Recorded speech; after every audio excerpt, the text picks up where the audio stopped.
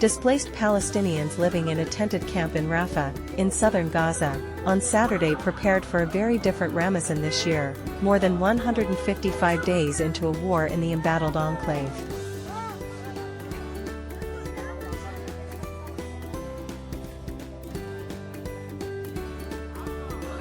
Israel and Hamas, the militant Islamist group that rules the Palestinian enclave and has been locked in a war with Israeli forces since its deadly October 7 rampage in southern Israel, have traded blame over the apparent deadlock in talks in the run-up to Ramazan, which begins on or around March 10.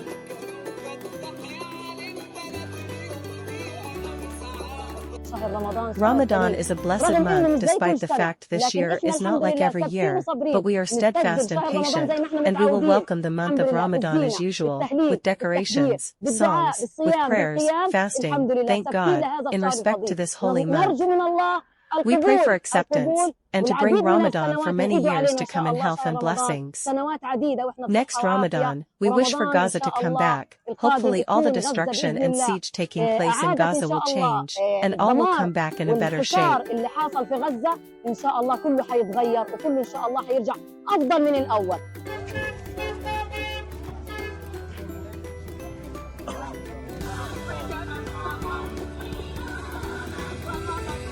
Despite the war, homeless Gazan women, men, and children decorated their tents. Children held up Ramazan lanterns, and others hung balloons, whilst singing songs.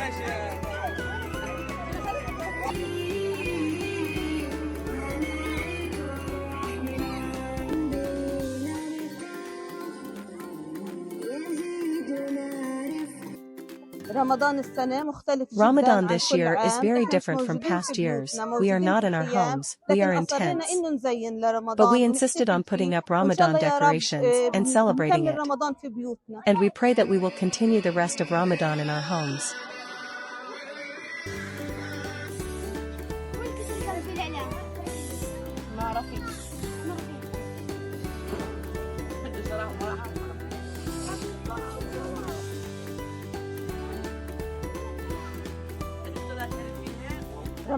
Ramadan this year is different because there is no food. It is not like other years, when the Ramadan table had different types of food. This year, God knows if we can find the food. Many people will be fasting and won't find food to break their fasting. For 6 months into the war, God knows the conditions of the people who try to bring food during Ramazan.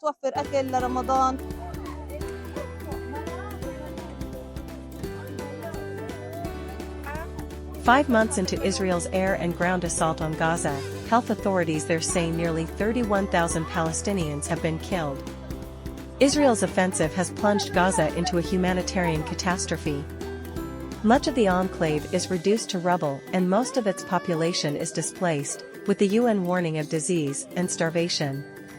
Concerned about further heavy civilian casualties, U.S. President Joe Biden has urged Israeli Prime Minister Benjamin Netanyahu not to launch a major offensive in Rafah unless Israel has first crafted a plan for mass evacuation from the last area of Gaza it has not yet invaded with ground forces.